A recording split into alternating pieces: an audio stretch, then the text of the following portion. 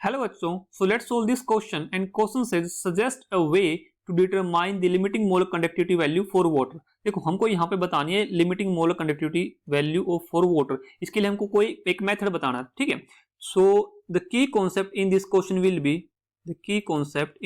Will be खोलस लो, right. So इस क्वेश्चन को हम इस लॉ की मदद से हम सोल्व कर सकते हैं। देखो हमको किसकी वैल्यू चाहिए, हमको ये वैल्यू चाहिए H2O, ये वैल्यू चाहिए ना। अब ये वैल्यू कैसे आएगी, by using this law we can easily determine its value. देखो यहां से हमारे पास है क्या, हमारे पास ये है। अब इसको हमको कैलकुलेट करना, तो इसको हम कैसे लिख सकते हैं, इसको हम इस तरह लिख सकते हैं, ठीक है, OH नेगेटिव।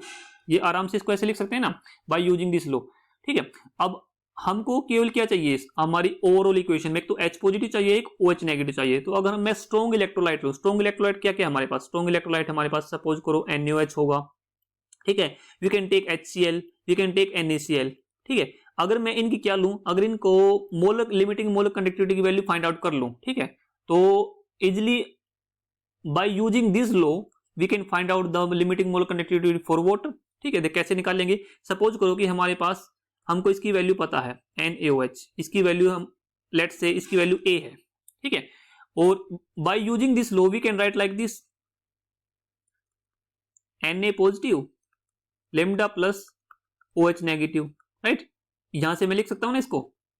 और इस सिमिलरली अगर इसकी वैल्यू को मैं HCl की वैल्यू को लिखना हो, तो HCl की वैल्यू लेट्स से हमारे पास इसकी वैल्यू B है, इसको कैसे लिख सकता हूं, lambda H positive plus lambda Cl negative, ठीक है।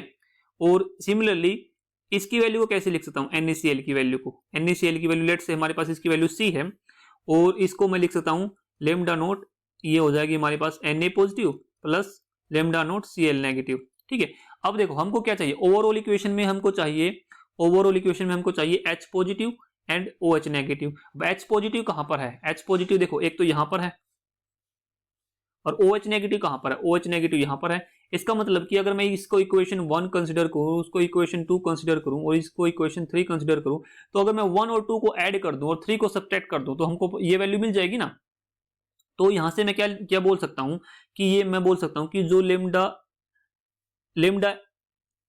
वाटर है, यानी मैं बोल सकता हूं limiting molar conductivity for water will be equals to, अगर मैं ऐड करता हूं तो ये वैल्यू किसके को लगेगी, देखो लेमडा नोट, अगर मैं फर्स्ट इक्वेशन को ऐड कर रहा हूं, किसको ऐड कर रहा हूं, फर्स्ट सेकंड को ऐड कर रहा हूं और थर्ड को माइनस कर रहा हूं, ठीक है। फर्स्ट सेकंड को ऐड कर रहा हूं, थर्ड को माइनस कर रहा हूं, तो यहां से देखो इसको ऐसे लिखूंगा प्लस लेमडा OH नेगेटिव, ठीक है। और इसको यहां पे सेकंड को ऐड करेंगे तो ये क्या आ जाएगा, H positive plus lambda note Cl negative. अब थर्ड को माइनस करेंगे तो ये कुछ इस तरह से आ जाएगा ना, lambda Na positive minus Cl negative. अब देखो यहां से जो कैंसिल आउट हो रहा है उसको हम कैंसिल कर देंगे। देखिए यहां से क्या कैंसिल आउट हो रहा है, Cl नेगेटिव से तो Cl नेगेटिव कैंसिल आउट हो रहा है, ठीक है।